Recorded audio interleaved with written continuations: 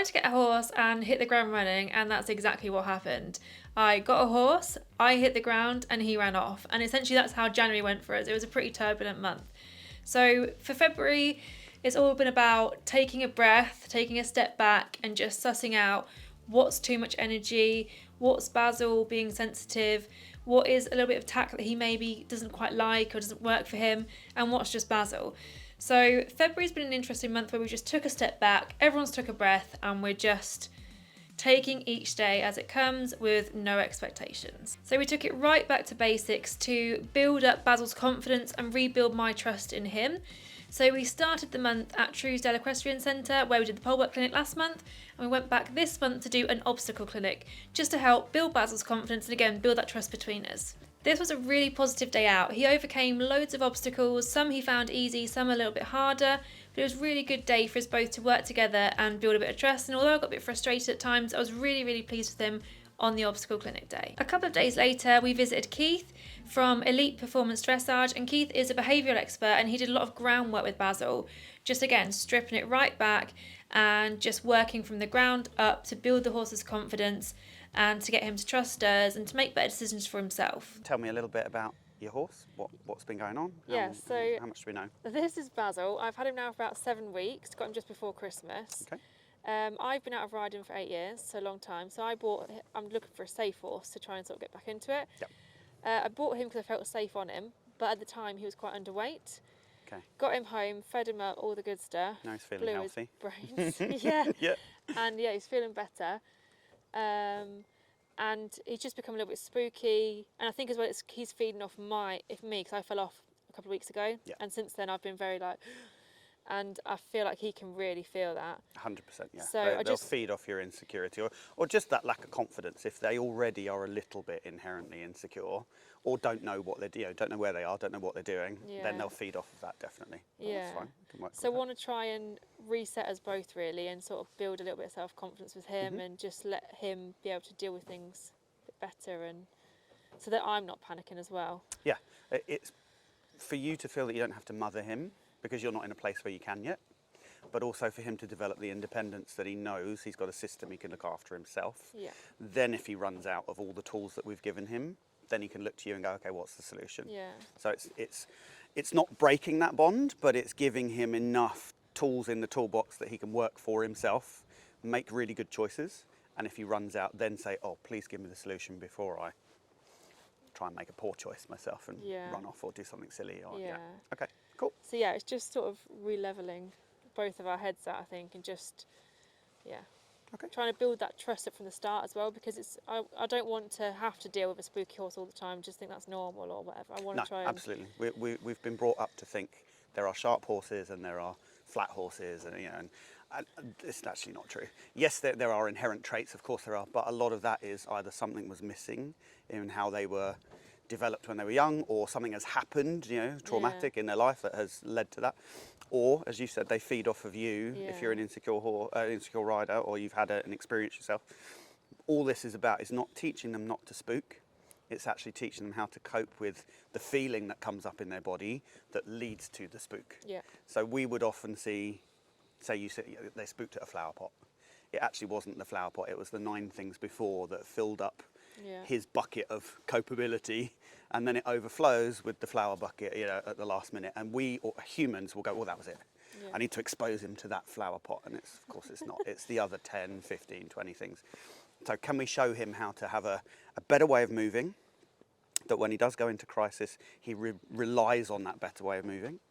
Then he can control himself because he feels better about his own body. Then he doesn't feel the need to control everything else that's going on around, so they stop looking for things. Yeah. So the first thing that you'll see, same as in the car park, he can't bring himself to stand because he's like, I don't know what's going to happen, I might be ready, I need to be ready to run if there's an issue. So if he needs to move, he can move, it's absolutely fine. I would then want to be able to show him or lead him to a place that he feels maybe he could stand. So I'm going to look for him to be able to stand for a few seconds, and then I'll move him before he feels the need to move himself. So this very first couple of minutes is just about, can he start to be aware of a bit of space between us that's a bit healthy? I'm going to ignore this, all right? It's not a problem. At the moment you can see he can't bring himself to stand still. I have several options, but probably the most obvious one I'll do is I offer to change direction for him, and he goes, actually, I'd rather stand still. And it should never ever feel to him like I'm pushing him away. I'm just saying, think here. That's why I never look at him. I'm just looking at the floor. Just think about that space. There you go. So we get a little bit dialogue going. For him, you can see already, he's not really thinking about it, but he makes a really, really good guess. When I highlight some of the tension in his neck, even that is enough of a difference. He went from this outside, I don't know what's going on, to, he's touching me. Why are you touching me? Not sure I like it. Oh, I feel better there. That's what I'm really looking for. So the end result will be when the stimulus comes, that's the first thing he goes to. Actually, I want to feel comfortable. Two or three things really important to know, right? These are not intentionally here to scare him. That's not the point. They're here to challenge the brain and challenge the body. Of course, we might likely see some extravagant reactions. That's fine. But this is about teaching him how to interact with things that he won't necessarily be able to control. So this is the most simple. The bag on the stick it makes a noise. It has a certain feel to it. It moves in a way that he can't control. So can I start to say to him, look, when this happens in real life, this sort of posture, going to look at something, being interested in something, is so much more valuable than making a choice and running away before you know what it is. But you can see already, right, he's super intelligent. Yeah. And this is quite often what gets misunderstood, right? The really sensitive horses get a bad rap for being sensitive, when in actuality they're sensitive because they're like borderline hyper intelligent. All we've got to do is show them how does that intelligence work. So you see, it's an easy tool in the sense like it's just a piece of fabric. But the difference being, I have very little control over this, as much as he has no control over it at all. Oh my goodness. Oh my goodness. There you go. But again, I don't leap to that, he could be really sensitive to this, and start being ready to manage that rope and, and steer him somewhere and make sure something doesn't happen. I'm really starting to say to him, this is as much as possible, this is your problem to resolve. If you need me, I can fill in the gaps. But if you can make really good choices, you don't need me in the slightest at this moment. Yeah, that's what I always want. Although I was terrified of it 35 seconds ago, I actually kind of want to know where it is and what it's doing. Then I can start to make some really informed choices about it. If you want to go and watch the video with Keith, some tips with your own horse, make sure you click the button now, or you can watch it later. A couple of days later, we had Matt come out and see Basil.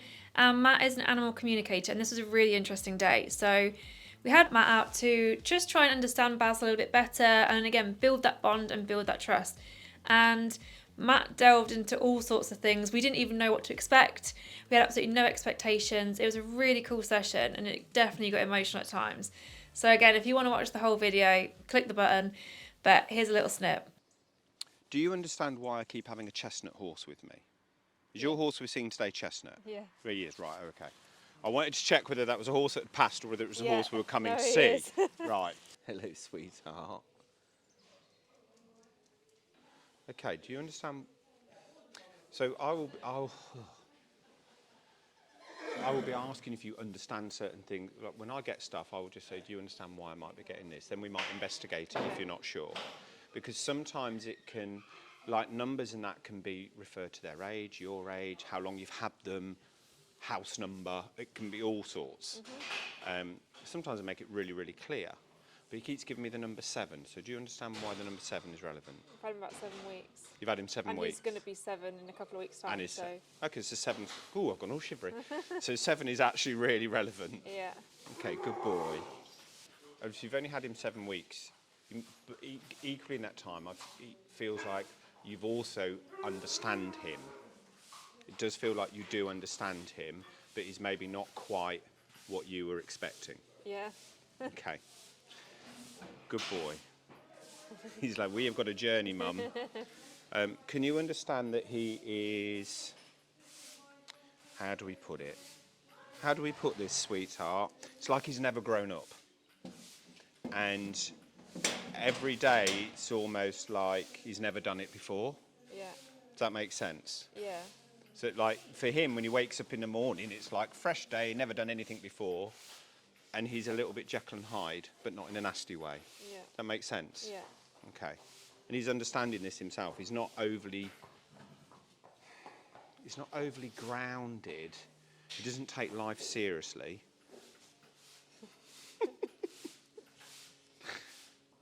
I will come in a minute if you're okay with that. Is your previous horse here or past? Past. Well, I don't know. I would assume. You don't know, I would right, assume okay. so now. He would be Right, okay. 20 something. Right, okay. So I would assume he's not here anymore. Well, it makes sense to me in this present moment. If he's bringing up racing, he's allowing that to come through. It makes me feel like your old horse is coming through as well. Yeah. Okay, so we might have him here and him. Okay. But I also feel like your old horse. Right. Okay. I've gone so shivery now. It's like you and your old horse were like that, and this is a whole new journey. That's, in a way, it's a whole new learning because he's not your old horse. Mm-hmm. And there is an element, he feels, there's an element where there's almost expectations of him to be like your last horse, but he can't, he's almost opposite. Does that make sense? Right. So you had your previous horse a long time? I had about 8 years. Okay. It feels very solid. Yeah. Slightly turbulent at times, but you weren't phased by him. Like you just knew each other. It was like hand in glove. That's how it felt, and that's what you want to achieve with him. But it's going to be a slightly longer journey, and there's going to be new techniques you need to learn because largely because of how his brain is. Because I don't want to say it that way, but you're making me. He's a bit Tim Nice but dim. Does that make sense? Like, he's so lovely, but he's also a bit what? And in that sense, he needs everything breaking down, slow, tiny little bite-sized pieces, and he needs to be able to achieve, and then he'll be able to move on to the next. If he doesn't feel he's achieved, he struggles. Does that make sense? Yeah. And I feel there's a okay, I get it. It's like he's tapping on your heart, but he can't get to you. Yeah. Because you've sealed it up because of the loss of your last horse. I don't want to commit to him if he's not right for me. Okay. And he says, "How can I be right if you won't commit to me?" You're gonna set me off. It's all right. But he's like, he can't. How can he let go and give himself to you if you won't let go and give yourself to him? Because, good boy. Because him being right means you accept him for who he is, and you work together to be able to achieve the things you want to achieve in a way that he can understand and you can understand. But if him being right means he's got to be carbon copy of your previous horse, it's never going to work because he can't try and fill somebody else's shoes. Does that make sense? Yeah.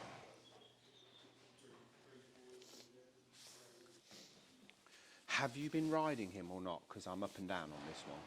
So you must. Are you I'm not? up and down on this one as well. So. Right. Oh, okay. Yeah. Right.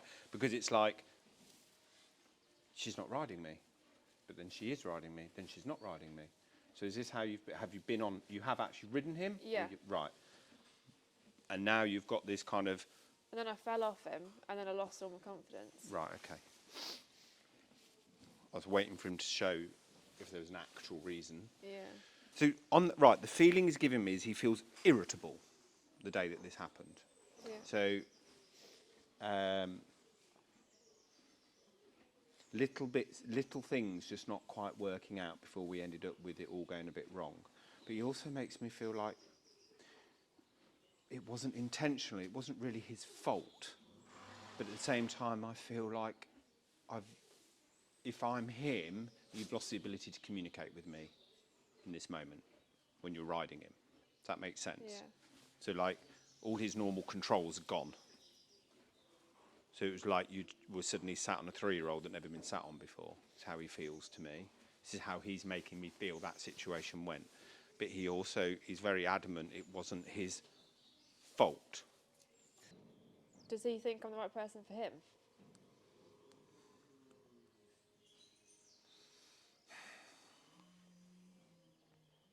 depends on whether you want to be. That ball's in your court. We can all be the right person for the animal if we're prepared to make the changes that we need to make. That doesn't, bless him, he's just put a little love heart behind that. That's not coming from a negative place about him saying you're wrong or you're doing wrong. He wants to help you develop and grow and be that confident, happy, enjoying life person that you were once. And he knows that the challenges he throws at you, challenge that. But he's like, you won't get there if I don't. Because if you went and got yourself a horse that is emotionally switched off and just goes through the motions, you wouldn't enjoy it. You wouldn't enjoy that. And following the session with Matt, I felt I was really able to connect and commit to Basil more. And like Matt said in the video, how can he be right for me if I won't commit to him? So I feel like since this day, I've definitely I've given him a bit more of me really, and said, this is my horse and this is a horse I'm going to work on, I'm going to build with, and together we're going to grow together. So it was a really, really useful session just for breaking down some barriers and some sort of mindset barriers really. We then took Basil out to one of our Saddlebank content days and we hired out an amazing arena at Abbey Farm, and it was an incredible indoor arena, so beautiful, but obviously a whole new experience for Basil. And I went there with zero expectation. Again, whether I was going to ride or not, I didn't know. So I just went there and I just took him in the arena and we just had to see how it played out. So at Abbey Farm, I started off some groundwork techniques that I'd learned from Keith just to sort of calm Basil down in a new environment, build his confidence and help him make better decisions. And this really helps him to relax in a new environment. So today is Basil's birthday and we have brought him out to an arena hire, and it's an amazing arena. Such a lovely indoor arena, and especially as the weather's really grizzly outside. So we're taking the pressure off. We might ride, we might not ride. We're just going to see how we get on. We're just going to let him come in, do a little bit of groundwork first, and when he's ready, if he's ready and if I'm ready, then we'll get on and we'll have a wander around. Shh. Good. Think about it.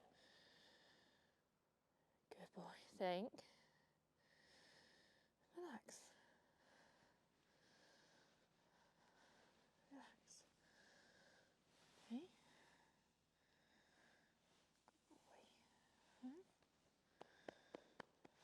Good boy. Okay. Bend this way. Want some bend? No. What, bend? Come on, bend. No. Forward. That's it. Good boy. Good boy. Forward. Forward.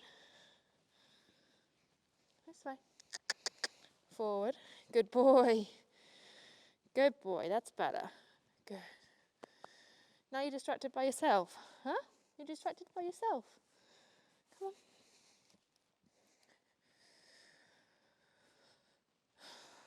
Good boy. Good boy.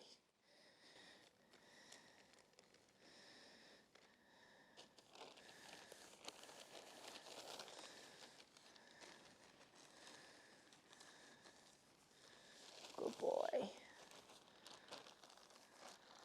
Good boy.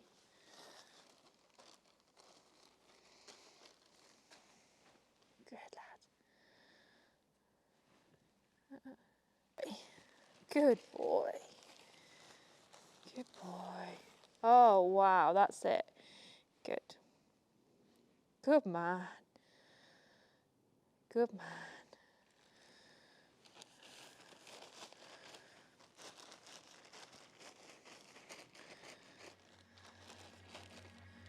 Good boy, that's it.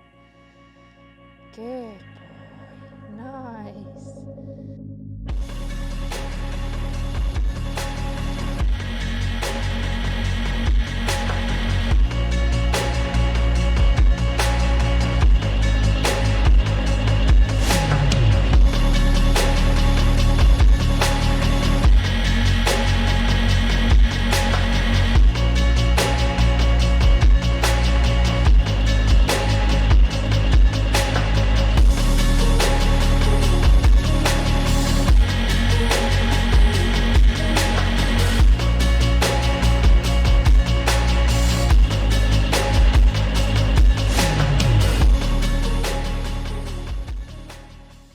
finished our hour of arena hire and I am on board. Had a great ride, really positive. Looked at a few things but didn't spook, made a good decision for himself and for me. And we even managed to get a little canter out of it, or a very big canter out of it. So really, really pleased with him. Fantastic. Happy birthday, Basil boy.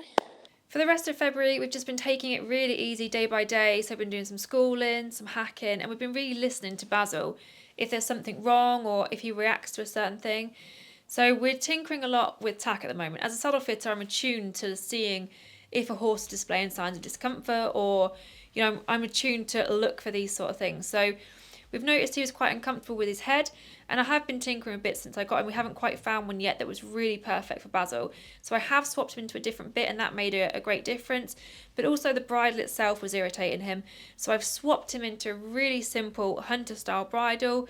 There's just not much to it, and actually he's a lot more comfortable in that, so that made a huge improvement. Obviously, as he's also changing shape, since I've got him, he's put on quite a lot of weight, and he's going to continue changing with a different workload, a different environment, different grazing, different feed. He is going to continue changing shape and building different muscles, and as a result, the saddle that we had on him initially now doesn't fit. So this is a challenge we've been overcoming this week, trying to find another suitable saddle that's going to work for him as he's changing shape.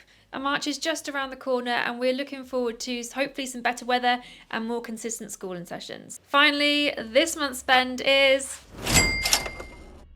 So not as high as the first month, thank God, but obviously still quite high. I have been spending and buying bits and bobs this month still. I've been tinkering with bits and everything. So still a little bit higher than I would like. Hopefully every month I'm hopeful it's going to come down. So fingers crossed for March that we don't spend as much and we get some brownie points with the husband again.